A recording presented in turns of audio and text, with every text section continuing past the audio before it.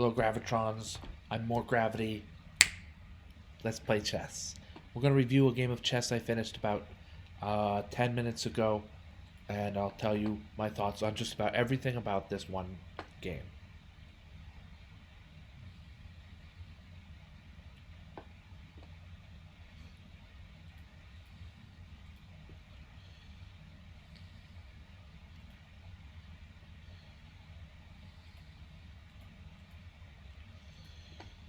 Okay.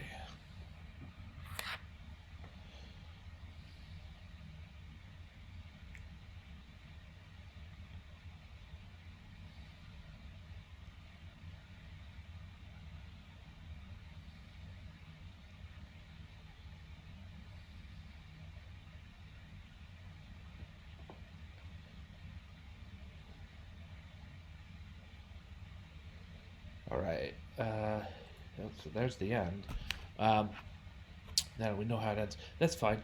But here I had the black pieces, and we started out with a D pawn opening. Some mostly logical moves. We get to this position, ends up looking kind of like it's almost like a four knights, but with a D pawn and some other things that are different from a four knights opening. And as black here, with black to move, I'm glad to have my bishop out and beyond the pawn chain. If I want to push pawn to e6, my bishop will be strong anyway, despite technically being the bad bishop. The bishop of the same colors square as my central pawns. Outside the pawn chain, though, that bishop's actually valuable. It's not a bad bishop. It's actually a little bit, maybe slightly uh, better than most bishops. I chose not to play that way anyway, and with e5, I want to see if I can test my opponent, but it's also a bad move. Why? Because I miscalculated. One, two, three, and I thought not three because this knight is pinned, so I can move it, but it's only being this e5 square is only protected once. This was a lousy move that I played. White can simply capture with probably the pawn, but maybe the bishop. So my opponent captures with the pawn. I realize that my error at this point, and want to get my knight the heck out of the way of that pawn. So, I made this mistake. It's I think call it a cracked board. Not quite. I'm just at a healthy disadvantage. We can climb out of this. Bishop to b5 is a strong move, and I think I work to try to eliminate defenders of the knight on f3. Just playing straightforward. My opponent captures with the queen, then these pawns are doubled. So my opponent now has two sets of doubled pawns. Then not the problem for black is those two sets of those two different double pawns. They're not all that weak right now. Pawn to f4, and these guys are a zigzag strength for white. He's got to move his bishop some place that makes sense, or dump it for one of my two minor pieces, and then there'll be pawns on f2, e3, f4, and e5. All white pawns, they'll be strong instead of weak. So this is where we're going to concentrate some of our play here. I played bishop to e7 because for anything to happen there, my pieces have to be developed and ready. Bishop to b4 looks enticing, but remember, it's just a pawn move to c3, and this seemingly game-winning skewer is completely gone because that pawn is protected and then protected again. So I would advise against bishop to b4. Did I say c3? I meant bishop to b4 here, trying to skewer the queen and king. My opponent will play c3 and it'll be done. It's not a, this is one of the examples of the types of moves that beginners need to disabuse themselves of. It's a cool word. It just means make yourself stop doing it. But it's a good word for that. It's one of these fancy words That's actually useful as well as fancy. Disabuse yourself of something means to take a bad habit and remove it, usually over time. Okay, I digress. Bishop e7, and then a capture on c6 is just a straightforward recapture. My opponent is one pawn for the better, and the board is otherwise equal. I mean, no, my opponent's one pawn for the better. Torch 4 sees this as an additional pawn and a half in favor of white. I don't agree with that. I think maybe that my opponent has one pawn for the better, and he's maybe like a tenth of or 2/10 of a pawn beyond that, because his bishop is not all that well placed. He has more doubled pawns than I do.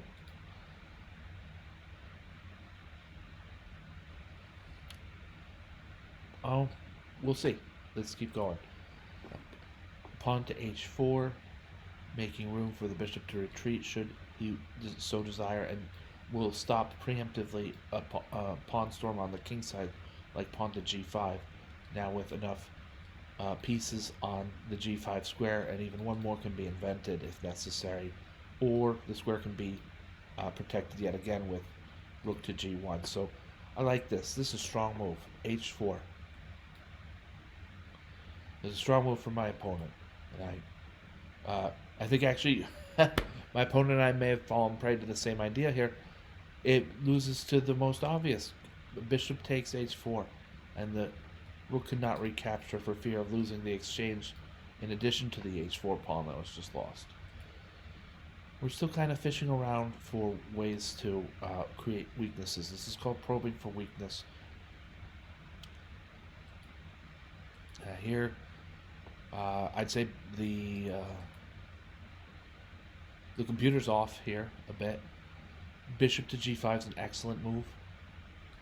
Either my queen's going to become active and attacking a lot of things and owning a lot of the board.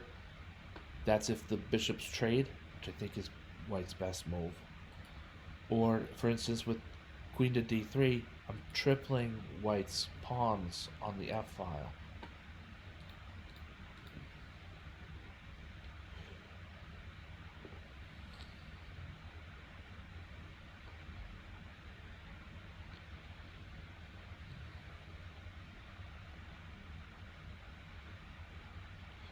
This is a huge advantage for black. I show quickly how to make this advantage a more tangible advantage, more directly so. Well, maybe not quickly, but after a5, black is intending only to prevent the usefulness of a move like queen to a6. The queen here belongs probably on a6, but ahead of the pawn. As soon as I play a5, I'm robbing the queen of this most important square by way of where my rook was anyway, and the pawn now on a5 could maybe exert himself down board and become part of a sort of a pawn storm, if you will. It's not a razzle dazzle winning plan, but this is not a board that calls for a razzle dazzle winning plan. This is a board that calls for making use of bad pawn structure and things like that. More secondary advantages.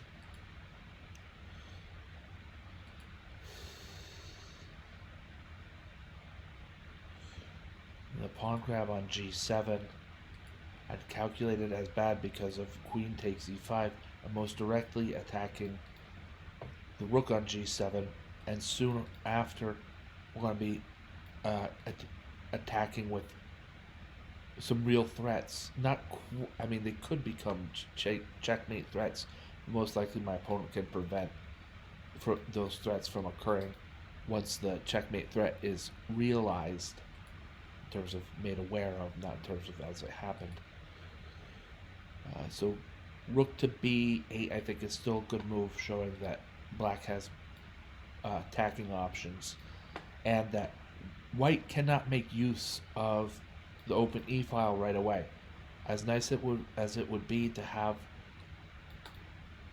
uh, a supported rook on e1 that takes 2 moves, and black is a little flightier than that, a little quicker than that, a little more speedy than to be caught with his king and his queen in a skewer like this. So that was aware.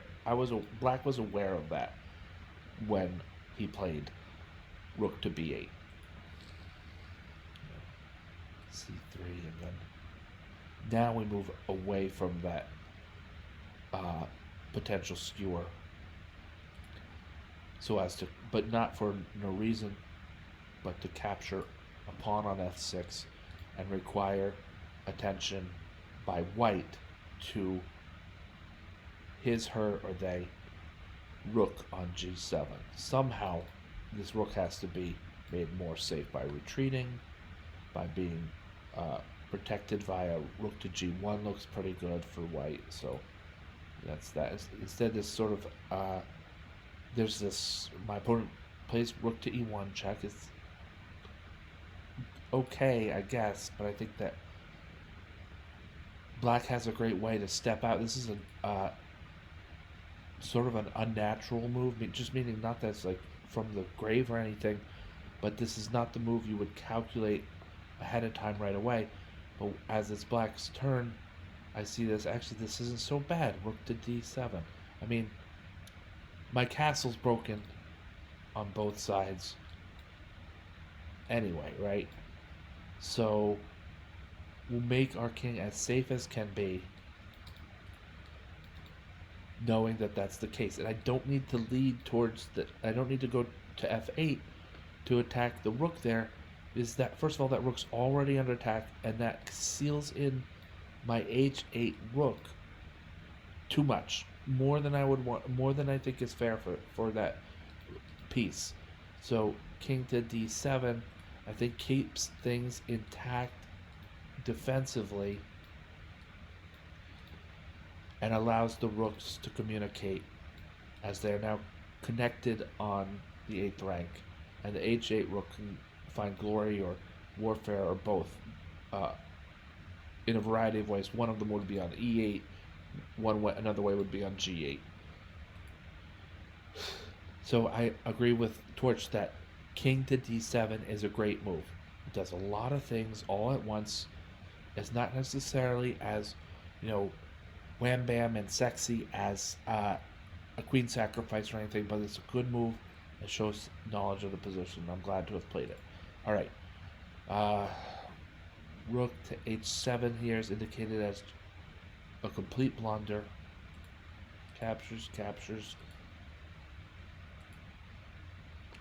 And black must have something better than trading queens, because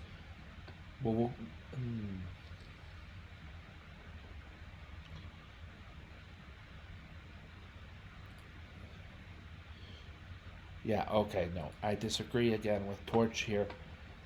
Queen takes f3 is not the move for black. It's an extra pawn, but this pawn is a passed pawn anyway. Whether or not we have this extra pawn, there's a pawn on the same file. If I get rid of both of them, then that would be grand. But I disagree with Torch here. I think forcing the trade of queens on g6 is more important than grabbing the pawn on f3. So I'll defend my move in the game. Queen to g6 check. Of course, queen takes g6, then f takes g6, and the pawn on the h file is not only passed, is also connected to a non-passed pawn. But this is extremely strong for black, and I'll demonstrate that I personally, as a chess player, know that enough that I can convert this endgame. We're going to attack extra pawns, require some sort of dealing with that by white, maybe retreating to e3. I think that's, yeah, it's not the greatest looking move, but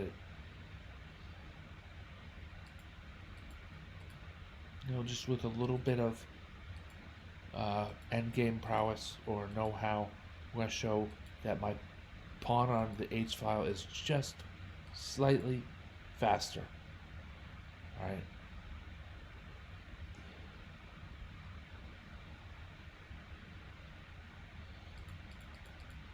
Note that if he didn't end up faster, that the position can be played differently to accommodate whether we knew the rule of the square of the pawn or not.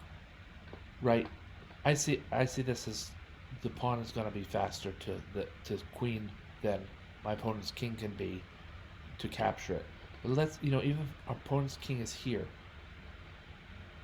or just somewhere, we activate the king. King e6.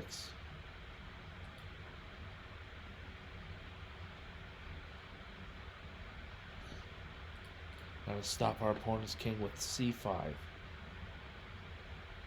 Alright.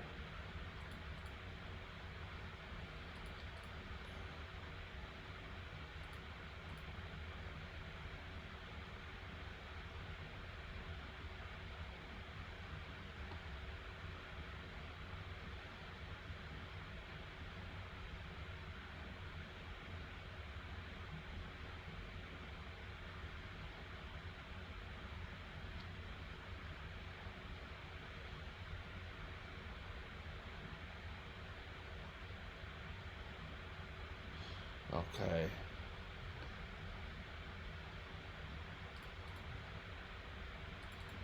I'm thinking that A takes B is not fast enough for black. I could try to queen first and deal with mayhem after as a result. Yeah, okay. So we go back to king to e4 is not a good move, yeah.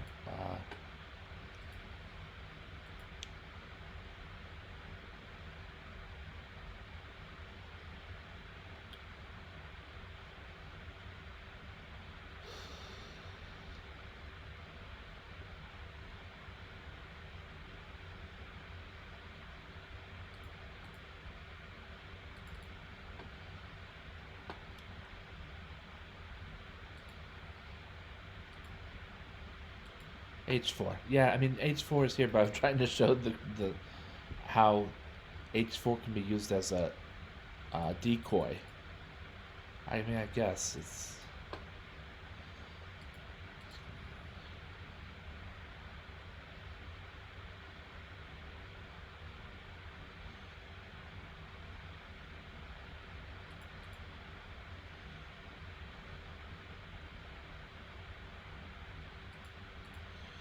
So here we have H4 serving as a decoy. White has to guard against the potentiality, against the potential of an H4 promotion threat, and this is why we see the computer sort of dumping all these pawns. It seems like just moving into squares where they can be taken for free is because the computer has calculated that it's one way to think of it is it's mate in 12, and that dumping that pawn there kind of slows things down by one move, because if I don't, then there's going to be promotion. They call it horizon effects, but so we're just going to capture all these proffered pawns and be ready to queen when it's time.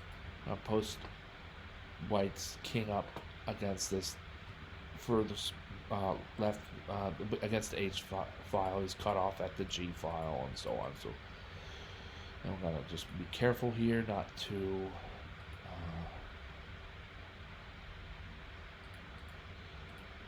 have things not to put White in stalemate. So this is one way that could have ended. Anywho, in the game, I simply queened this H pawn because it was faster than White's king anyway. And with the extra queen, this is clearly just we're going to mop up, and it's good. We won. I won. All right. That's it. Thank you so much for watching. Thank you, Gravitrons. I'm more gravity. Have a great night.